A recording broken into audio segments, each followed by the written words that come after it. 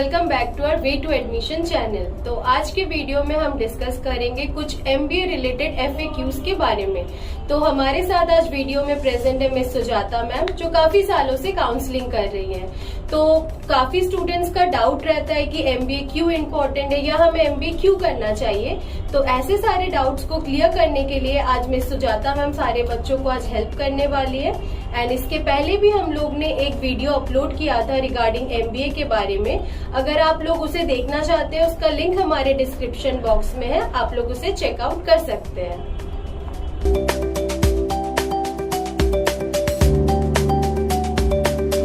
जैसा आज का हमारा ये है ना कि हम डिस्कस करेंगे कि MBA क्यों इम्पोर्टेंट है। तो हमारे पास मैम बहुत सारे डाउट्स आते हैं कि MBA हमें क्यों करना चाहिए या हमें कौन सा एग्जाम देना चाहिए, राइट।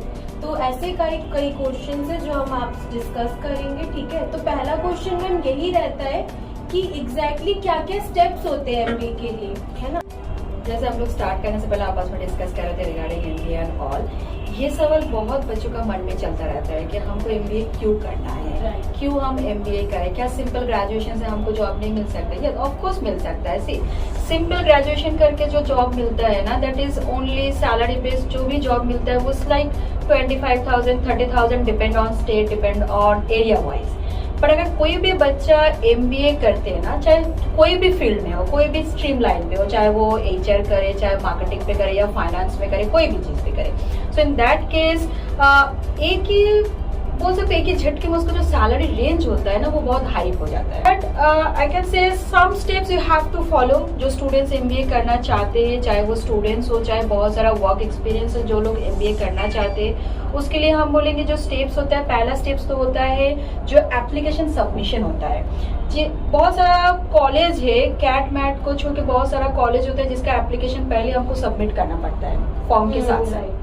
वो एप्लीकेशन फॉर्म सबमिशन प्लस कौन सा एग्जाम देना है, कौन सा स्कोर, कितना स्कोर पे तुमको क्या मिल सकते हैं, वो जो एक फ्लो चार्ट बोल सकते हो, वो फ्लो चार्ट को हमेशा मेंटेन करना चाहिए बिफोर MBA स्टार्ट। सो उसके बाद आते हैं कि हमको अलग अलग कॉलेज का फॉर्म भरना है। हम जो कॉलेज खुद से चॉइस करना चाहते हैं, उस कॉलेज का फॉर्म कब आने वाला है, कब से उस फॉर्म का स्टार्ट डे है, एंड डे है, कब एग्जाम होने वाला है, कितना में एग्जाम होने वाला है, क्या क्या सवाल पूछा जाता है, क्या क्या पार्ट वाइज हमको एग्जाम देना पड़ता है, वो सारा चीज हमको अच्छा से देख लेना है। उसके बाद शॉर्ट लिस्ट करना है। Short list in the sense, suppose पकड़ लो कि आपको अगर एग्जाम देने के बाद आपका नाम आ चुका है या तो फिर स्कोर अच्छा मिला, इन दैट केस आपको नाम शॉर्ट लिस्ट होने से आपका GTPI होगा। इसके बाद 2 स्टेप ऑफ इंटरव्यू होता है। वो सारा चीज क्लियर करने के बाद ही you got the college.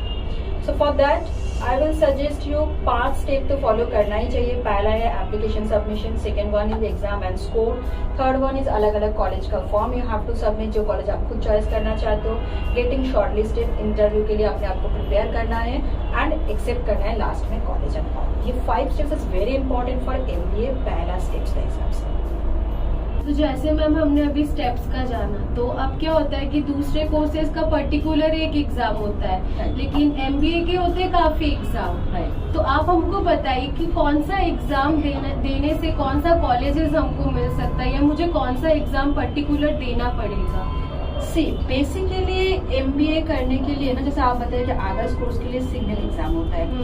MBA के लिए इतना सारा एग्जाम होने का भी रीजन है, बिकॉज इन MBA कोर्स यहाँ पे कॉलेज का बहुत सारा कैटेगरी होता है, like AAA+ category college, AAA college, B college, B+, C+। So ये जो कैटेगरी ऑफ कॉलेज होता है ना, डिपेंड ऑन दैट पर्पस हमारे एग्जाम भी अलग अलग होता है। Like suppose CAT, MAT, CMAT, GMAT, SNAP, NMAT, ये सारा जो एग्जाम होता है ना, इस बेसिकली कुछ एग्जाम होता है depend on college to college, कुछ एग्जाम होता है जो हमारा ऑल ओवर इंडिया के लिए होता है। Like CAT is basically for जो बच्चा इस मोट करे कि हम सिर्फ IIMs में ही जाएंगे, उन बच्चों के लिए है। सो CMAT इज बेसिकली फॉर कुछ साउथ का कॉलेजेस, कुछ B या फिर AAA वाला जो कॉलेजेस होते हैं उनके लिए। कुछ बच्चे जो हमको वो बोलते हैं कि मैम हमको MBA के लिए IIMs नहीं देखना है, कुछ ऐसा कॉलेज दीजिए जो प्राइवेट कॉलेज हो जिसका एग्जाम के हिसाब से हमको प्लेसमेंट अच्छा खासा हो।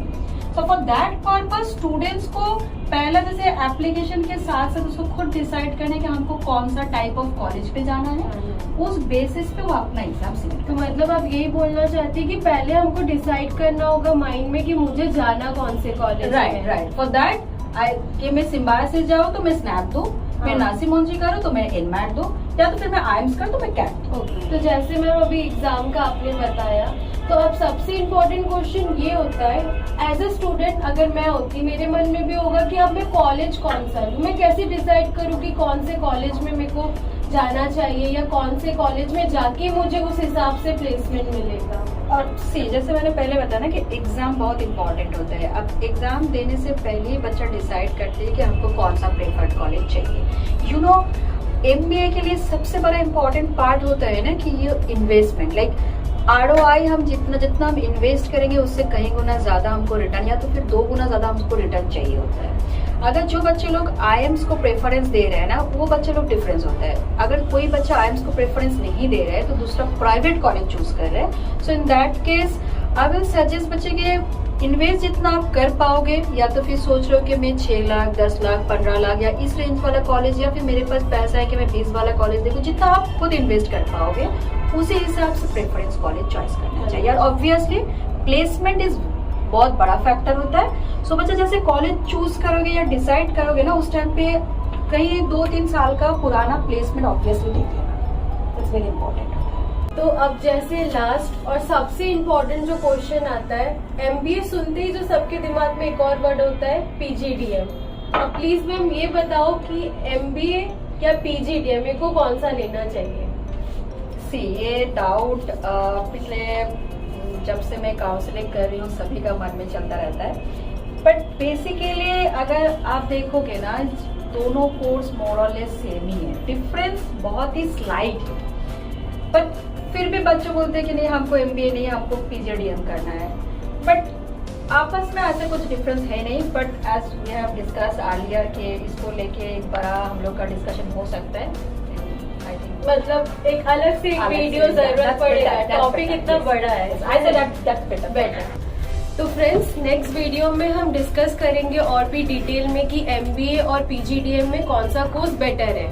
आपके मन में और कोई डाउट्स हो तो आप हमारे कमेंट बॉक्स में अपना मैसेज ड्रॉप कर सकते हैं, और अदरवाइज हमारा दिल्ली, पुणे एंड कोलकाता में ब्रांच है। आप इनमें से कोई भी तीनों ब्रांच में आप विजिट कर सकते हैं, या हमारे जो कॉन्टैक्ट नंबर है आप हमें उसमें डायरेक्ट कॉन्टैक्ट कर सकते हैं। Thank you.